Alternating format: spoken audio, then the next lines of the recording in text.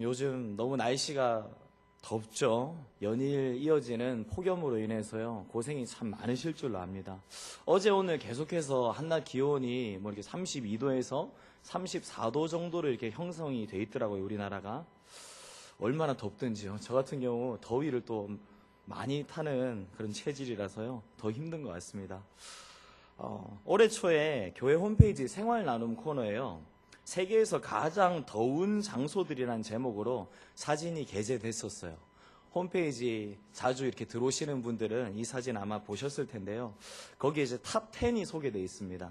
그 중에서 가장 덜 더운 곳이 어딘가니까 수단의 와디알파라는 곳이에요. 이곳의 최고 기온이 52.7도입니다. 이게 근데 가장 덜 더운 곳이에요, 그나마. 네, 이런 곳이 있더라고요. 그리고 이제 이 중에서 1위는요, 이란의 루트 사막이라는 곳인데요. 여기는 최고 기온이 70.6도라고 합니다. 그래서 너무 더워서 박테리아조차도 생존을 못하는 곳이고요. 물론 이런 곳에 사람도 살지는 않습니다.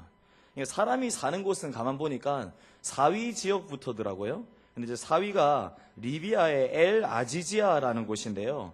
이곳의 최고 온도가요, 57.8도입니다. 그리고 평균 온도는 47.8도예요. 근데 여기 사람이 산다는 거죠. 그래서 그냥 정말 유별난 사람들, 더위 정말 잘 견디는 사람들 몇 명 사나 보다 이렇게 생각했는데 현재 거기에요 30만 명이 거주하고 있다고 합니다. 이것을 보는데 저도 모르게 이렇게 중얼거려지더라고요. 도대체 저기 어떻게 살지? 말도 안 돼. 저 사람들 사람 맞아? 정말로 그렇게 무서울 정도로 더운 곳인데요. 거기에 사람은 살고 있다는 거예요. 오늘 우리가 성경을 보면요, 이 성경은 우리 인생을 가리켜서 광야 같은 인생이다 이렇게 이야기를 하는데, 이 광야라는 것은요 그냥 뭐 텅 비어있는 넓은 들 이런 의미가 사실 아니에요. 성경이 말하는 광야는 사막이라고 이제 볼 수 있죠. 요즘에야 사막지대라고 해도 이제 도시가 잘 조성된 곳이 있어요. 그래서 편리한 시설들이 잘 갖추어져 있고 그런 곳들이 있는데요. 성경에 등장하고 있었던 광야, 그 사막은요, 결코 그런 곳이 아니었다는 거죠. 너무 덥고 너무 힘들고 너무 괴롭고 막막한 그런 곳이라는 겁니다. 그럼에도 불구하고 쉬지 않고 걸어 나가야만 하는 그런 곳, 그곳이 바로 광야라는 것입니다. 이와 마찬가지로요, 인생을 살아감에 있어서 우리가 멈추고 싶다 할지라도 멈출 수가 없고, 또한 힘든 어떤 그런 곳, 그런 우리네 인생임을 생각하게 될 때 정말로 우리 인생은요 광야 같은 인생이구나 이렇게 말할 수밖에 없다는 거죠. 여러분, 소설 중에요 어린 왕자라는 소설 잘 아시죠? 이 소설을 쓴 사람이요 생텍쥐페리라는 사람입니다. 이분 잘 아실 텐데요, 대부분의 사람이 이 생텍쥐페리라는 사람을요 소설가로만 잘 알고 있어요. 그런데 본래 이 사람은요 비행기 조종사였습니다. 그래서 비행을 하다가 이 사람이 이제 비행기가 사막에 추락하게 된 그런 사고가 있었는데요, 그런 사고를 통해서 사막을 헤매는 그런 경험이 있었고 극적으로 구조가 됐었습니다. 그런데 그런 경험들을 토대로 해서 쓴 소설이 바로 어린 왕자라고 하는 이 소설이라고 합니다. 이 소설에 나오는 문구 중에 좀 유명한 문구가 있는데요, 이겁니다. 사막이 아름다운 것은 어딘가에 샘을 숨기고 있기 때문이다. 사막이 아름다운 것은 어딘가에 샘을 숨기고 있기 때문이다. 정말 이 말이 맞는 것 같아요. 그렇죠? 우리 광야 같은 인생길 가운데 정말 샘이 없다면, 오아시스가 없다면 어떻게 되겠습니까? 그래서 이 세상을 살아가는 모든 인생들이요 오아시스라고 하는 것을 찾아다니고 있는 것이죠. 그런데 문제는 무엇인가 하니까, 그런 오아시스를 찾아다니는 인생들이 정말 오아시스를 찾을 수 있으면 좋겠는데 그렇지 못하는 경우가 허다하다는 것입니다. 아무쪼록요 오늘 함께 나누게 된 이 말씀을 통해서요 사막 여행과도 같은 우리 인생길 가운데 진정한 오아시스가 무엇인지를 발견하며 또한 재확인하는 은혜가 있게 되기를 간절히 소원합니다. 오늘 본문에요 이스라엘 백성이 출애굽한 이후에 사막 여행을 하는 이야기가 이제 담겨져 있어요. 앞서서 이제 14장에는 어떤 내용이 있었는가 하니까요, 이스라엘 백성들이 광야길을 가는 중에 진퇴양난의 상황에 처한 어떤 그런 기사가 있었습니다. 이제 앞에는 홍해 바다가 이렇게 있었고요, 뒤에는 누가 따라오고 있죠? 지금 애국 군대가 추격해 오고 있는 거예요. 그렇게 앞에는 홍해 바다로 막혀 있고 뒤에는 애국 군대로 막혀 있고 이도 저도 할 수 없는 그런 상황이었다는 거죠. 다행히 그런 가운데서 우리 하나님께서 홍해를 갈라지는 기적을 베풀어 주셨어요. 그래서 이스라엘 백성들이 홍해를요, 마른 땅을 지나는 것처럼 건널 수 있었고요. 추격해오던 애국 군대가 그곳을 통과할 때는 그 이제 바다가 합쳐지는 바람에 애국 모든 군대가 바다에 수장되고 말았죠. 놀라운 기적의 역사였습니다. 그래서 이 기적을 맛봤던 이스라엘 백성들이 하나님의 은혜에 감사하며 하나님의 행하신 일을 찬양하며 기뻐하며 춤추는 그런 내용이 14장에 있었어요. 그리고 이어지는 오늘 본문이 바로 그 다음의 이야기인데요. 먼저 22절에 이렇게 말씀합니다. 모세가 홍해에서 이스라엘을 인도하매 그들이 나와서 수르 광야로 들어가서 거기서 사흘 길을 걸었으나 물을 얻지 못하고, 지금 홍해에서 나와서 수르 광야까지 3일 길을 지금 걸어갔다고 하는데요. 이게 이제 지도상으로 보면 53km 정도나 되는 그런 거리예요. 그런데 문제는 물도 없이 이렇게 걸었다는 거죠. 얼마나 괴로웠겠습니까? 그렇죠? 광야를 53km나 그렇게 지나가는 중에 물도 없이 건너고 있다는 것. 정말 생각만 해도 고통스럽지 않습니까? 정말 오아시스에 대한 갈망이 그들 가운데 있었을 것 같아요. 그리고 아마 지나가는 중에 신기루 현상 같은 거에도 조금 시달리지 않았을까 이런 생각도 해보게 돼요. 너무나 물을 찾으니까 저 멀리서 뭔가 물처럼 보이는 게 아른아른 거리는 거죠. 그래서 그쪽으로 가봤는데 물은 아닌 거고, 그러니까 그때마다 얼마나 또 마음이 낙심이 되고 힘들었겠습니까? 근데 그러다가요, 물을 결국 찾게 됐는데요, 이번에 문제가 무엇인가 하니까 물이 너무 쓴 거예요. 그래서 도저히 마실 수가 없어서 더 크게 실망을 해버린 겁니다. 그래서 23절인데요. 마라에 이르렀더니 그곳 물이 써서 마시지 못하겠으므로 그 이름을 마라라 하였더라. 지금 이 마라라는 거는요, 히브리어로 쓰다라는 그 뜻을 갖고 있는 단어예요. 물을 열심히 찾다가 드디어 발견했는데 그 물이 쓰다? 그래서 마시지 못한다? 도대체 이게 무슨 일입니까? 그렇죠? 신기루 현상으로 안타까워했던 그들의 마음보다도 이 일이요, 더 그들의 마음을 낙심시켰을 것입니다. 더 큰 실망감이 그들 가운데 찾아왔을 것이라는 거죠. 근데 다행히 하나님께서 그들 가운데 이적을 베풀어 주셨어요. 그래서 쓴물이 단물로 바뀌는 역사가 있게 되면서 위기를 모면을 했어요. 그랬지만 어찌되었든 물을 힘들게 발견을 했는데 그 물이 쓴물이었다는 것, 이것 자체는요 대단히 황당한 사건임에 틀림없는 것이죠. 자, 그리고 이제 이스라엘 백성들은요 마라를 지나서 또 어디로 당도하게 되는가? 바로 엘림이라는 곳입니다. 27절인데요. 그들이 엘림에 이르니 거기에 물샘 12과 종려나무 70그루가 있는지라. 거기서 그들이 그 물 곁에 장막을 치니라. 그러니까 물샘 12개가 있었는데요. 이것은 이제 이스라엘 12지파를 위한 것으로 예비된 것으로 우리가 그렇게 해석할 수 있고요. 또한 종려나무 70그루, 이것은 이스라엘 70명의 족장들의 어떤 이제 장막을 위해서 예비된 그런 곳이었다. 우리가 이렇게 볼 수 있습니다. 그러니까 한마디로 엘림이라는 곳은요, 이스라엘 백성들을 위해서 미리 준비되어진 어떤 오아시스 같은 장소였다는 것이죠. 뜨거운 태양볕을 가릴 수 있는 시원한 나무 그늘이 있었어요. 그런가 하면 그들의 지치고 뜨거워진 그 속을 완전히 해갈하고 새롭게 할 수 있는 시원한 물까지도 있는 곳. 얼마나 좋았겠습니까? 그죠? 상상을 해봐도. 아마 우리가 상상하는 것 이상으로 실제로 이스라엘 백성들은 너무나 좋아했을 거예요. 그런데 그들이 거기 오래 머물지 못했고요. 또 엘림에 잠깐 머물다가 그곳을 이제 떠날 수밖에 없었는데요. 왜 그런가 하니까 엘림이라는 곳이 그들의 최종 목적지가 아니었기 때문입니다. 그래서 엘림을 떠나야만 했을 때 이스라엘 백성들 또 마음이 얼마나 아쉬웠을까요? 그죠? 이런 장소를 우리가 또 만날 수 있을까? 이런 생각을 하면서 떠나지 않았겠습니까? 그런데 여러분, 우리가 기억해야 될 것이요, 이 세상의 오아시스라고 하는 것이 다 이와 같은 경우들이라는 거예요. 신기루 같은 헛것이거나 아니면 마라의 쓴물같이 우리를 황당하게 만드는 오아시스라든지 아니면 엘림과 같이 잠깐 지나가야만 되는 어떤 그런 아쉬운 그런 거라는 거죠. 그래서 세상의 오아시스라는 거는 진정 우리를 만족시켜주지 못하는 것입니다. 그렇게 어쨌든 이스라엘 백성들은요, 엘림을 지금 떠나게 됐어요. 그리고 그렇게 출애굽 이후 둘째 달 15일에 그들이 신광야라고 하는 곳에 도착을 하게 되는데요. 다시 사막에 들어서게 된 이스라엘 백성들의 모습입니다. 이제 엘림에서 해갈을 누렸었죠, 그들이. 그렇게 해서 새롭게 재충전을 했었다가 이번에는 그들에게 양식 문제가 닥치게 되는데요. 우리 한번 16장 3절 말씀을 읽어볼게요. 16장 3절 시작. 이스라엘 자손이 그들에게 이르되 우리가 애굽 땅에서 고기 가마 곁에 앉아있던 때와 떡을 배불리 먹던 때에 여호와의 손에 죽었더라면 좋았을 것을 너희가 이 광야로 우리를 인도해내어 이 온 회중이 줄여 죽게 하는도다. 지금 백성들이요, 모세와 아론에게 원망을 막 잔뜩 늘어놓고 있습니다.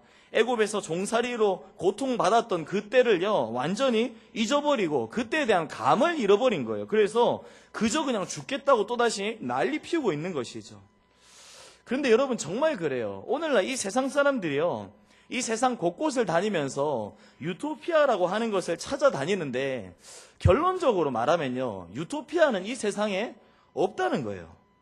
사실 그러니까 유토피아라는 말 자체가요, 그리스어로 이제 없는이라는 의미의 그런가 하면 장소라는 의미의 토포스라는 단어가 이제 합쳐진 거거든요. 그러니까 그 이름 뜻 자체가 존재하지 않는 곳, 아무 데도 없는 곳, no place 뭐 이런 뜻인 거예요. 그러니까 의미 자체가 세상에서 존재할 수 없는 곳이라는 그걸 이제 갖고 있다는 거죠. 즉 완전한 오아시스라는 것, 완전한 유토피아라는 것, 이 세상에 존재하지 않는다는 것입니다. 오히려 이 세상은요, 유토피아는 하나도 없고 디스토피아, 그러니까 안유토피아인 디스토피아 천지라는 것입니다. 세계에서요, 지금 가장 살기 좋다고 하는 유럽을 여러분 한번 보시겠어요? 지난 2017년 상반기 동안에만요, 무려 테러가 6번이나 발생했었습니다. 2월 3일에 프랑스 파리 루브르 박물관에 야외 경계 근무 중에 군인들 겨냥한 흉기 테러 있었고요. 3월 22일 영국 런던 의사당 인근 웨스트민스터 다리 승용차가 인도로 이제 돌진하고 또 이제 사람들에게 흉기 휘둘려서 7명 죽고 50명 부상하고, 4월 3일에 러시아 상트페테르부르크 지하철 안에 폭발해서요 14명 죽고 40명 부상했고요. 4월 22일에 프랑스 파리 상젤리제 거리 총격전, 5월 20일 영국 공연장 맨체스터 아레나 콘서트에서 자폭 테러, 6월 3일 영국 런던 시내 차량 돌진 테러. 그러니까 완전 지금 유럽은요, 테러의 공포 가운데 살아가고 있습니다. 언제 어디서 무슨 일이 터질지 모른다는 거예요. 테러의 일상화라는 그런 말이 생겨날 정도가 됐다는 거죠. 자, 그렇다면요, 아직까지 테러 한 번도 일어나지 않은 우리나라는 유토피아입니까? 아니죠. 그죠? 테러는 일어나지 않았지만 우리나라에 살아가는 모든 사람들이 우리나라를 유토피아라고 인식하진 않아요. 그죠? 이 말에 누구나 공감할 것입니다. 그렇게 이 나라 가운데서 참된 행복을 저마다 찾아보겠다고 동분서주하면서 살아가고 열심히 오아시스를 찾아보려고 하는데, 결국 사람들이 찾는 것은요, 신기루 같은 것, 그런가 하면 마라의 쓴물, 그것 아니면 엘림의 어떤 아쉬움, 이런 거라는 거예요. 잠깐 뭐 누리는 것 같은데 금방 떠나보내야 되는 어떤 거. 희대의 여배우였던 마릴린 먼로라고 아시죠? 이 사람이요, 그의 일기장에 이런 글을 남겨두었었다고 해요. 제가 한번 읽어드릴게요. 나는 한 여성이 가질 수 있는 모든 것을 소유했다. 젊음, 건강, 아름다움, 그리고 사랑 등. 나는 하루에도 수백 통의 팬레터를 받고 있다. 그런데 왠지 공허하다. 행복을 찾고 찾다가 잡았다고 생각하는 그 순간 사라져버린다. 마치 신기루처럼. 그녀는 결국요, 약물 중독으로 자살을 했습니다. 그렇게 비참하게 인생을 마치고 말았어요. 뭐 이것을 극단적인 예라고 우리가 치부할 수도 있겠지만, 세상 많은 사람들의 그 어떤 인생의 끝을 바라볼 때요, 성격상 이와 별반 다르지 않다는 거예요. 그렇게 세상에 많은 것들, 그들이 원하고 얻고 싶어하는 그 모든 것들을 못 얻어서 문제이기도 한데요, 또 얻어서도 문제인 것이 오늘날 이 땅 가운데 우리의 삶이라는 것이죠. 따라서 인생의 진정한 오아시스를 찾기 위해서는요, 우리가 생각을 달리할 필요가 있는 거예요. 물론 우리가 육신을 갖고 있기 때문에 이 땅의 오아시스를 다 포기하면서 살아간다는 것은 불가능하겠죠. 그런데 우리의 시선을 돌려서요, 다른 오아시스를 추구할 때 거기서 해결책이 나올 수가 있다는 것입니다. 그렇다면 그 다른 오아시스 무엇일까요? 바로 영혼의 오아시스라는 것입니다. 그리고 이 영혼의 오아시스라는 것이 갖고 있는 특이한 점이 있는데요, 바로 환경과 조건을 초월하는 오아시스라는 거고요, 또한 가면 갈수록 더 풍성해지는 그런 성격을 갖고 있다는 것입니다. 자, 그렇다면 이 영혼의 오아시스라는 것 도대체 뭘까? 오늘 우리 본문에 나타난 마라의 이야기를 좀 더 자세히 살펴보겠습니다. 자, 이스라엘 백성들이요, 물이 쓰다고 난리를 치니까 모세가 하나님께 기도를 했죠. 25절에 모세가 여호와께 부르짖었더니 여호와께서 그에게 한 나무를 가리키시니 그가 물에 던지니 물이 달게 되었더라. 지금 물이 쓴 상태에서 하나님께서 모세에게 한 나무를 지시하셨어요. 그리고 모세가 그 나무를 물에다 던졌는데요, 놀랍게도 그 쓴물이 단물로 변하는 역사가 있었습니다. 이것이 있었을 때 백성들의 마음이 얼마나 시원했을까요? 그죠? 물이 완전 써서 이거 먹고 목마름 이제 끝낼 수 있을 줄 알았는데 그러지 못하고 있던 찰나에 모세를 통해 주어진 하나님의 기적, 그것 때문에 그 물 마시게 되었으니 얼마나 그 마음이 시원했겠습니까? 자, 여러분, 여기서 한 나무라고 되어 있는 것, 이것이 무엇일까요? 이런 이적이 베풀어진 것이요, 사실 나무 자체에 어떤 특별 효능이 있었다, 이렇게 보기보다는요, 이 나무를 통해 하나님의 능력이 나타나게 됐다고 보면 되는데요, 어떤 신학자는 이제 이 나무가 상징하는 것이 바로 예수 그리스도의 십자가라고 이야기를 해요. 물론 이것이 대단히 일리가 있습니다. 왜 그런가 하면 분명히 예수 그리스도의 십자가는 하나님의 구원의 능력이고요, 모든 인간의 저주와 고통을 끊어낼 수가 있기 때문인 것이죠. 그 모든 것들로부터 인간들을 해결해 줄 수 있습니다. 자, 우리 베드로전서 2장 24절 말씀 한번 같이 읽어보겠습니다. 시작. 친히 나무에 달려 그 몸으로 우리 죄를 담당하셨으니 이는 우리로 죄에 대하여 죽고 의에 대하여 살게 하려 하심이라. 그가 채찍에 맞음으로 너희는 나음을 얻었나니. 아멘. 지금 그러니까 세상의 쓴물을 단물로 변화시키는 역사, 이것이 바로 십자가를 통해 주어진다는 그런 말씀인 것이죠. 자, 이것에 대해서 일찍이요, 이사야 선지자도 예수님 오신 후에 어떤 축복이 펼쳐질 것인지에 대해서 예언을 했었는데요, 우리 한번 이사야 말씀도 읽어보겠습니다. 이사야 35장 6절 시작. 그때 저는 자는 사슴같이 뛸 것이며 말 못하는 자의 혀는 노래하리니 이는 광야에서 물이 솟겠고 사막에서 시내가 흐를 것임이라. 아멘. 이사야 선지자를 통해서 우리 하나님께서 인생의 날들 가운데 오아시스를 주시겠다, 그런 지금 약속을 하셨다는 거예요. 그러니까 다시 말해서 사막화 되어져 버린 인간의 영혼 가운데 신령한 생수를 공급하셔서 거기가 시냇물이 흐르도록 그렇게 만들어 주시겠다는 거죠. 정말로 우리 예수님이요, 이렇게 만들어 주셨어요. 요한복음 4장에 보면요, 사마리아 여인에게 우리 예수님께서 주신 말씀이 나오는데요, 그 여인으로 말할 것 같으면 세상 것을 추구하다가 완전히 실패하고 곤고한 삶으로 처하게 된 그런 여인이었어요. 이 여인은 그저 좋은 남자 만나서 이제 결혼하면 이제 인생 피고 인생이 이제 오아시스가 될 것으로 이제 기대하고 그렇게 살았던 사람이었어요. 그런데 그게 아니었다는 거죠. 무려 5명의 남자랑 결혼과 이혼을 반복하게 됐고요, 지금 살고 있는 이 남자는 6번째 남자고 이 남자랑 동거하고 있는 중인 거예요. 그러니까 동네 사람들 보기가 나쁘끄러워서요, 아무도 다니지 않는 그 정오, 아주 뜨거운 시간에 우물가에 나와서 물을 깃고 있었는데요, 마침 그곳을 통과하고 계시던 예수님을 이 여인이 만나게 된 거죠. 자, 우리 예수님께서요, 그 여인의 문제를 단번에 간파하시고 이렇게 말씀하셨어요. 자, 우리 요한복음 4장 13절 말씀 읽어보겠습니다. 시작.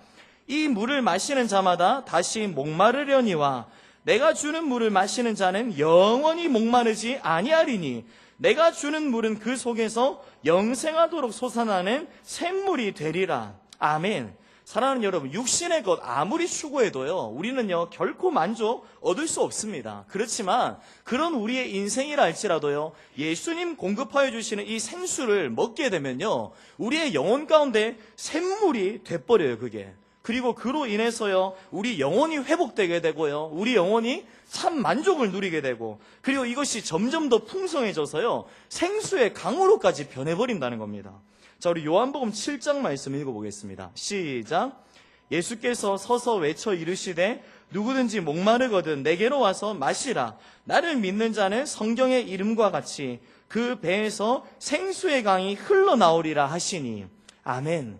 여러분, 예수 그리스도 허락하시는 이 생수가 있게 될 때요, 저와 여러분들의 심령에요, 샘물이 생겨납니다. 그리고 이것이 더 크게 확장이 되어서요, 생수의 강으로까지 확장된다. 우리 예수님 말씀하셨다는 거예요. 자, 그렇다면 여기서 말씀하신 생수는 뭘까요? 바로 이 생수는요, 믿는 자에게 예수님 부어주시는 성령을 가리키는 것입니다. 이 성령은 하나님의 영이고요, 그리스도의 영이죠. 따라서 예수 그리스도를 믿고 영생을 얻었다, 이 말은요, 결국 예수님을 믿고요, 그 심령 가운데 성령이 임하였다, 성령을 받았다, 이런 것과 꼭 같은 뜻이라는 것입니다. 우리 예수님께서 십자가에 달려 죽으시고요, 부활 승천하신 후에 오순절에 성령께서 강림하셨죠. 그리고 그 이후에 부어주시는 성령의 은혜가 더 크고 놀랍고 각 심령들에게 더 풍성해지는 일이 있게 됐고요, 그것이 생수의 강을 이루게 되었는데요, 이것이 바로 성령 충만이라고 하는 역사라는 것입니다. 이런 성령의 은혜를 우리가 받게 될 때요, 우리의 영혼은 진정한 오아시스를 만나는 거예요. 이런 성령의 은혜가 있게 될 때요, 우리는요, 환경과 조건을 초월할 수 있고요, 어떠한 고난이 닥쳐온다 할지라도 그 가운데서라도 넉넉히 승리할 수가 있게 된다는 거예요. 여러분, 바울을 보십시오. 바울은요, 옥중에 갇혀있는 상태에서도 기쁨을 잃어버리지 않았던 놀라운 사람이에요. 그래서 빌립보서를 보면요, 옥중 서신이었음에도 불구하고 기쁨이, 바울 그 안에 있었던 기쁨이요, 구절구절마다 아주 진하게 묻어나는데요, 그래서 바울이 빌립보 성도들에게 이렇게 권면했어요.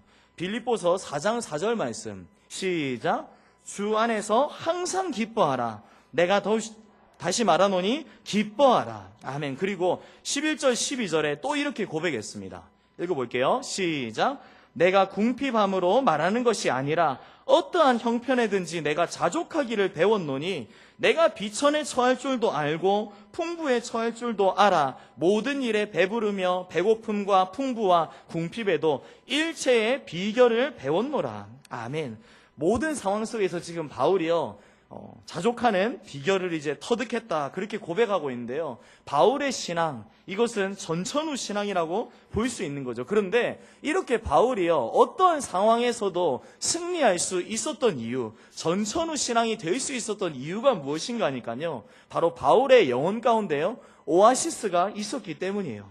세상이 알 수 없는, 세상이 결코 찾아낼 수 없는 비밀스러운 오아시스, 거기로부터 오는 끊어지지 않는 기쁨, 절대적인 기쁨이 바울에게 있었기 때문인 것입니다. 그리고 빌립보 성도들은요, 이와 같은 바울의 신앙에 대해서 익히 들어서 또 잘 알고 있었어요. 그래서 사도행전 16장에 보면요, 바울과 실라가 이제 감옥에 갇혔다가 추록한 그런 사건이 이제 기록하게 되는데요, 감옥에 갇히게 됐던 이유가 무엇인가 하니까요, 이 바울과 실라가 빌립보에서 전도를 하고 있었어요. 그런데 전도하는 중에 귀신 들려가지고 점을 치고 있는 어떤 한 여종을 만났었습니다. 그래서 바울이 예수 그리스도의 이름으로 그 여종 안에 있는 귀신을 쫓아냈어요. 그랬더니 이 여종이 더 이상 귀신의 능력으로 점칠 수가 없게 되었죠. 그래서 이 여종을 통해서 점치는 일로 수입을 갖고 살았던 이 주인이 이것에 대해 분개하면서요, 바울과 실라를 고소했어요. 그래서 이것 때문에 결국 바울이 체포되게 되고요, 얻어맞고 감옥에 갇히게 된 그런 상황이었다는 거죠. 일반적으로요, 이런 상황 겪게 되면 낙심되고 좌절될 것이 마땅할 겁니다. 하나님께 막 원망 섞인 불평도 막 쏟아질 수밖에 없겠죠. 하나님, 저를 전도자로 불러주셔서 제가 몸살이지 않고 사명 이렇게 감당했는데 왜 이렇게 비참하게 내가 매맞고 지금 감옥에 갇혀있단 말입니까? 이렇게 충분히 이야기할 수 있었을 거 아니에요. 그런데 참 놀라운 것은요, 그들이 그렇게 원망불평 일삼지 않고요, 한밤중에 감옥에서 찬양을 했다고 합니다. 이 찬양도요, 입술로 자기 혼자 웅얼웅얼하면서 읊조리는 그런 수준이 아니라요, 다른 죄수들이 다 들을 정도로 감옥 전체에 울릴 정도로 그렇게 크게 찬양했다는 거예요. 아니 도대체 뭐가 좋다고 찬양해요? 원망거리, 불평거리만 넘쳐나는데. 그런데 이것이 가능했던 이유는요, 바로 바울의 영혼 가운데 오아시스가 있었기 때문이라는 거예요. 고발당한 직후에는 인간적으로 잠시나마 찰나의 순간 낙심이 되는 순간이 있었을 수도 있겠죠. 그런데 그 심령에 오아시스가 자리하고 있으니까요, 샘물이 곧 넘쳐 흐르게 되니까 감사가 회복되고 찬양이 넘쳐났던 것입니다. 그리고 그런 중에 그들은요, 기적을 체험하게 돼요. 찬양을 막 뜨겁게 하고 있는데요, 갑자기 지진이 일어나는 거죠. 그리고 막 감옥 문이 열려져 버리고요, 그들을 묶고 있던 착고도 막 다 풀려버렸습니다. 아무튼 이런 상황 중에 자고 있던 간수가 놀라서 깼는데요, 언급결에 그 되어진 일을 보고 자결을 하려고 했어요. 그때 이제 죽지 말라고 이제 제지했던 바울의 모습에 그가 이제 감동을 받고, 바울을 통해서 그뿐만 아니라 그 집안 모든 식구들이 복음을 듣고 예수 그리스도를 영접하고 구원을 체험하게 되는 놀라운 일이 있게 되었죠. 그리고 그 다음 날이 되어서 거기 이제 당국자들이 바울을 찾아왔어요. 그래서 로마 시민권자인 줄 모르고 우리가 함부로 했는데 용서해 달라 그렇게 사과를 하고요, 그 앞에서 바울은 떵떵거리면서 추록을 합니다. 아마도 이 일이 있은 이후에요, 이제 앞서서 등장했던 루디아라고 하는 사람이 있는데요, 이 사람과 간수의 가정이 함께 빌립보 교회를 시작했을 것으로 그렇게 이제 추정을 합니다. 아무튼 빌립보 성도들은요, 이 이제 바울의 감옥 에피소드에 대해서 너무나도 잘 알고 있는 자들이었어요. 그래서 빌립보 성도들에게 바울이 빌립보서를 통해서 기뻐하라고 이제 권면을 하고, 또한 자신이 가지고 있는 기쁨의 이유에 대해서 설명을 했을 때 정말 이 감옥 이야기가 생각이 나면서 그것에 잘 공감이 됐었을 거예요. 그리고 얼마나 큰 용기가 또한 생겨났겠습니까? 그래, 맞아. 우리 정말 기뻐하면서 살아야 돼. 정말 빌립보 모든 성도들이 그러했을 거예요. 구약의 하박국 선지자의 경우도 참 놀라운데요, 이제 외세의 압제로 인해서 고통받고 있는 시절을 살고 있었어요.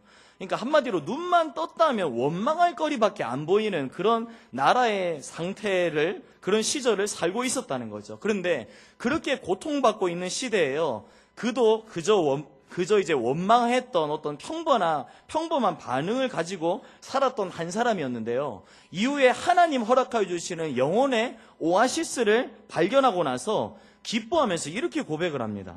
우리 하박국 3장 17절 18절 시작. 비록 무화과 나무가 무성하지 못하며 포도나무에 열매가 없으며 감람나무에 소출이 없으며 밭에 먹을 것이 없으며 우리의 양이 없으며 외양간에 소가 없을지라도 나는 여호와로 말미암아 즐거워하며 나의 구원의 하나님으로 말미암아 기뻐하리로다. 아멘.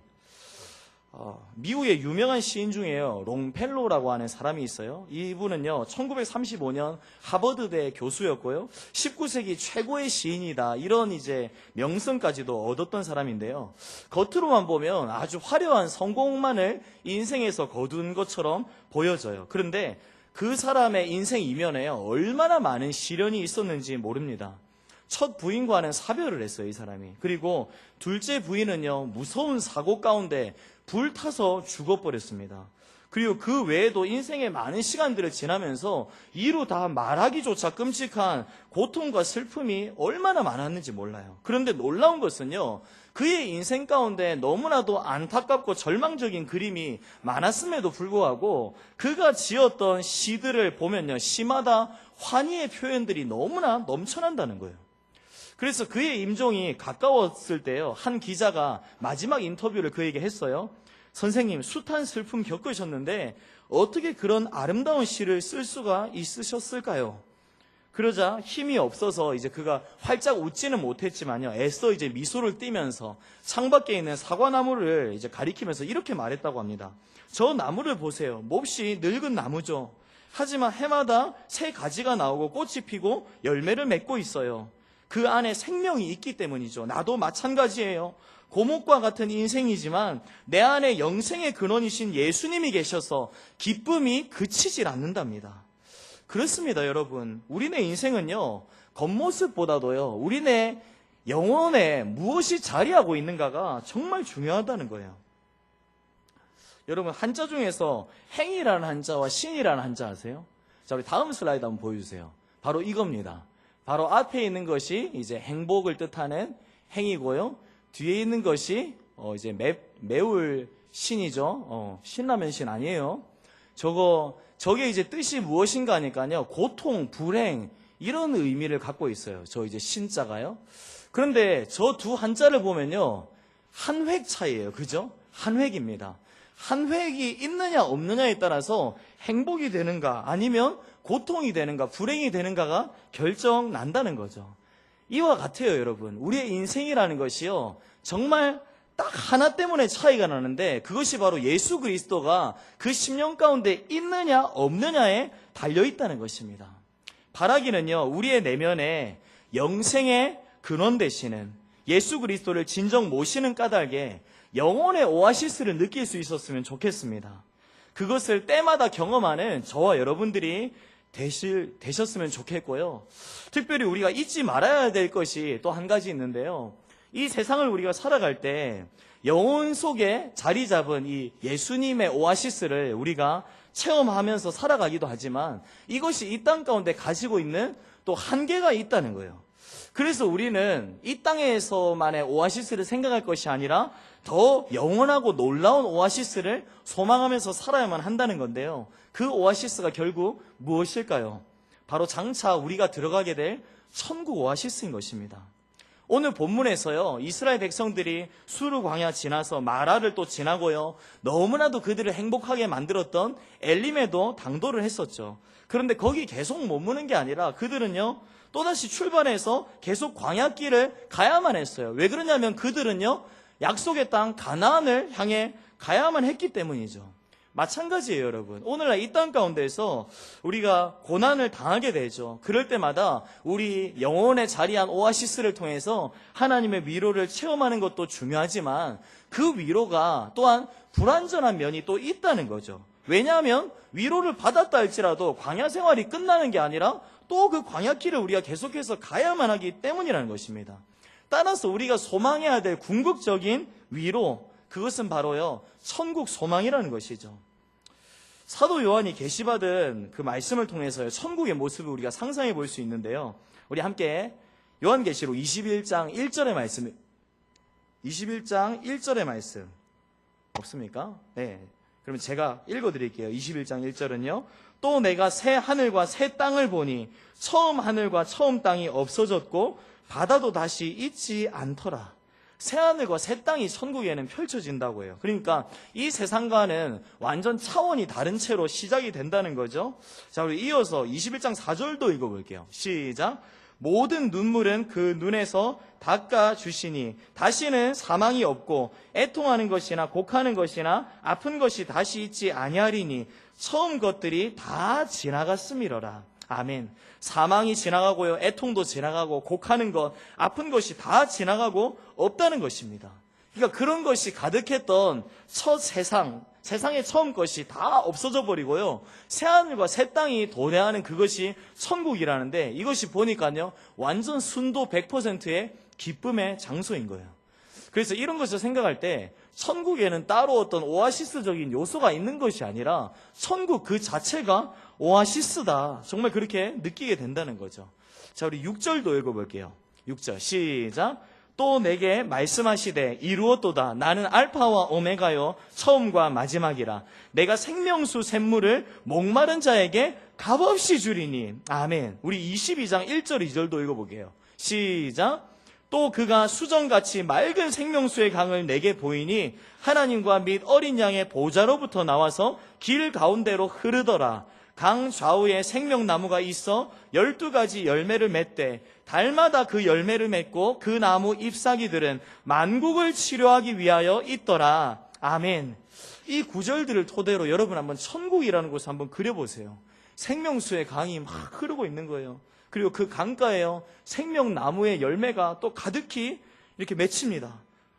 네, 저와 여러분들은요, 장차 그곳에서 영원히 생명수를 마시게 되겠죠. 그리고 영원히 생명나무의 열매를 따먹으면서 살게 될 겁니다. 이게 바로 천국 유토피아, 천국 오아시스를 통해서 우리가 누릴 영원한 미래라는 것입니다.